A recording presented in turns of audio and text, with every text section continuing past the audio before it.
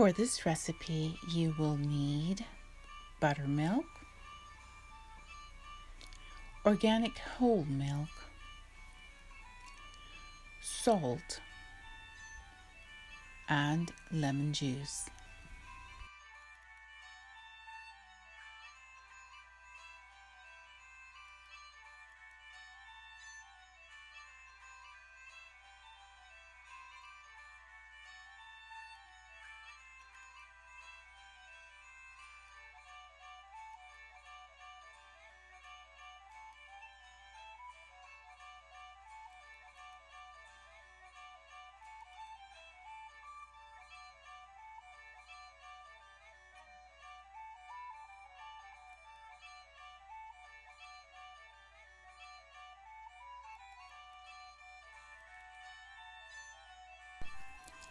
And you did it. Your cheese is now ready.